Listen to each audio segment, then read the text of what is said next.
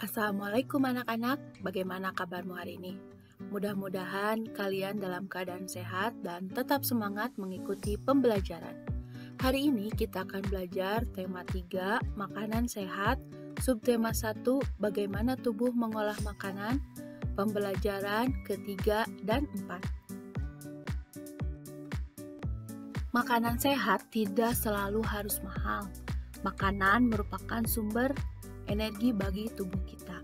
Nah, sekarang kita simak bacaan tentang makanan pokok.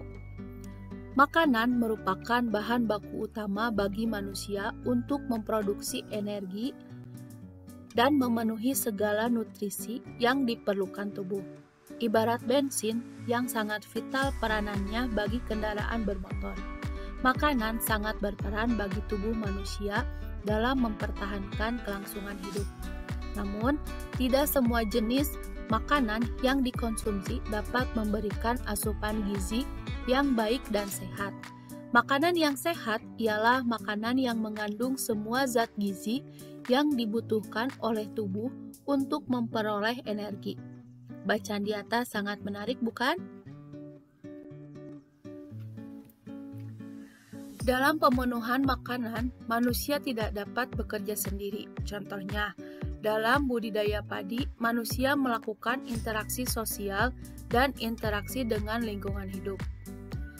Proses apa saja yang terjadi? Siapa saja yang terlibat dalam proses tersebut?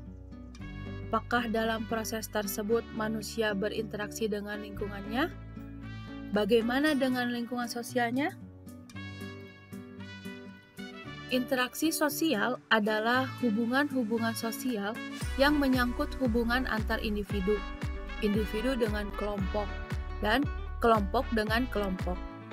Interaksi sosial amat dibutuhkan untuk kehidupan bersama, sebab individu tidak dapat hidup tanpa individu lainnya. Interaksi dengan lingkungan hidup merupakan interaksi antar manusia dengan lingkungan yang terbentuk secara alami. Gunung, sungai, rawa merupakan contoh-contoh lingkungan alam. Berdasarkan penelitian pada tahun 2010, konsumsi beras masyarakat Indonesia mencapai 100 kg per kapita per tahun. Ketersediaan beras di tanah air pada masa mendatang tidak sejalan dengan laju pertumbuhan penduduk. Untuk mengurangi ketergantungan itu, perlu ada perubahan konsep dan kebiasaan makan masyarakat. Misalnya, mengganti nasi sebagai makanan pokok dengan makanan jenis lain. Salah satu cara yang belakangan dikampanyekan pemerintah adalah tidak memakan nasi selama 1 hari. Kebiasaan ini misalnya dilakukan 1 hari dalam sepekan. Sebagai pengganti selama sehari itu, warga bisa mengonsumsi sumber karbohidrat lain seperti jagung, ubi, singkong, talas, kentang, dan sagu. Untuk mendukung upaya pemerintah tersebut, berikut adalah sebuah iklan tentang singkong sebagai pengganti nasi. Coba kamu amati iklan berikut ini. Masih ingat kamu dengan unsur-unsur sebuah iklan? Nah, sekarang kita coba identifikasi unsur-unsur iklan dalam iklan tersebut.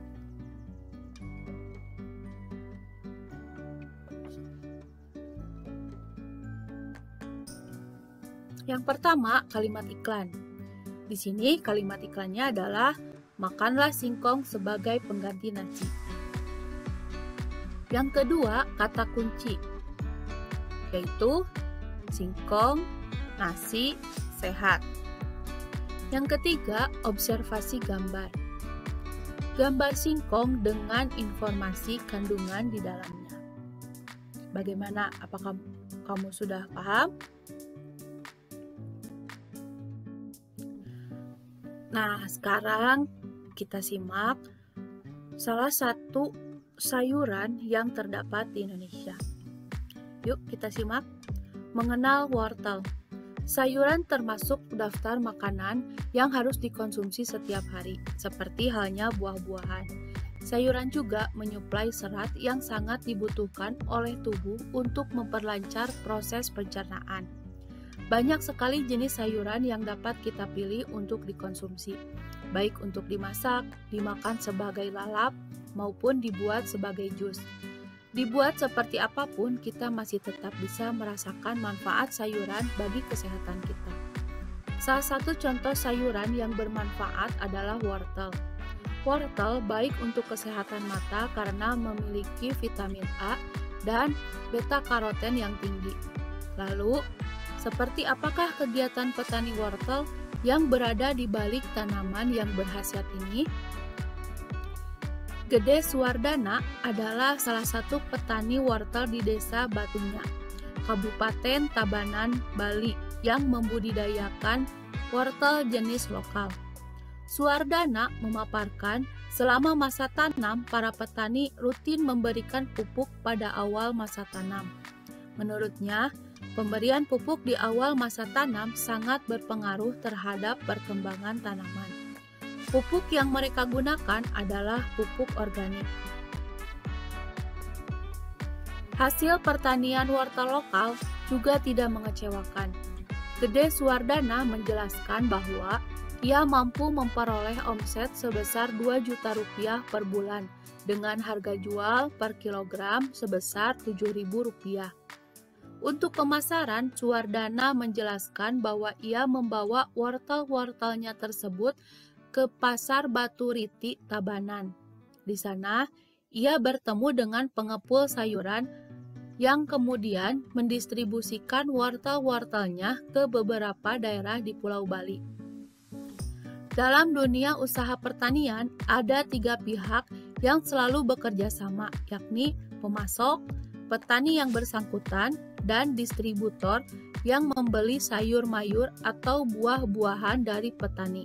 Ada pula penjual sayur yang secara langsung membeli sayuran dari petani dan menjualnya secara berkeliling.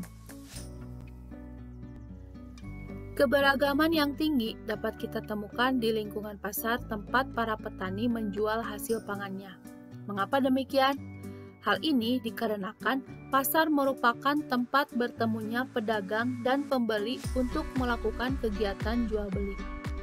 Para penjual dan pembeli yang bertemu di pasar bisa berasal dari berbagai suku, agama, dan tingkat sosial ekonomi.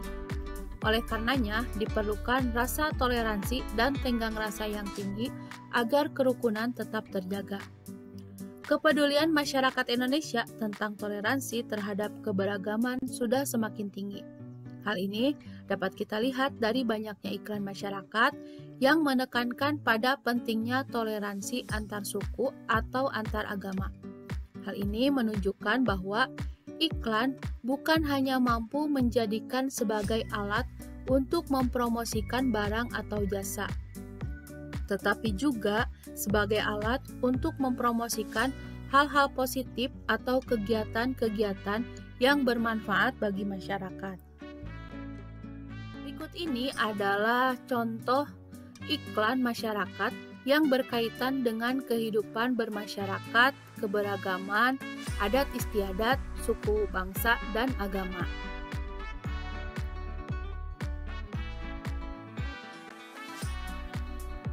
Nah, setelah kamu menyimak tentang iklan layanan masyarakat, sekarang kita simak bacaan tentang adat istiadat Tanah Toraja, yakni Rambu Solo. Pesona Tanah Toraja. Sebagai salah satu tempat yang terindah di Indonesia, Tanah Toraja di Sulawesi Selatan yang menyimpan begitu banyak pesona alam dan adat istiadat yang unik dan sangat menarik untuk dinikmati. Berkat kekayaan budayanya yang luar biasa, Tanah Toraja bahkan dimasukkan ke dalam daftar sementara warisan dunia oleh UNESCO di tahun 2004.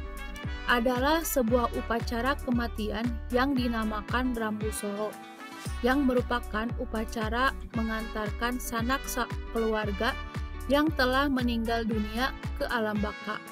Upacara ini biasanya dilangsungkan secara meriah selama berhari-hari serta melibatkan seluruh penduduk desa. Sekarang kita akan belajar pembagian bilangan asli dengan pecahan biasa.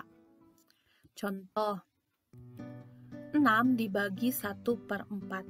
Nah, untuk menyelesaikan soal ini, ada yang harus kalian ingat bahwa pembagian suatu bilangan dengan pecahan sama artinya dengan perkalian bilangan itu dengan kebalikan pecahan tersebut. Yang mana A dibagi 1/B sama dengan A dikali B.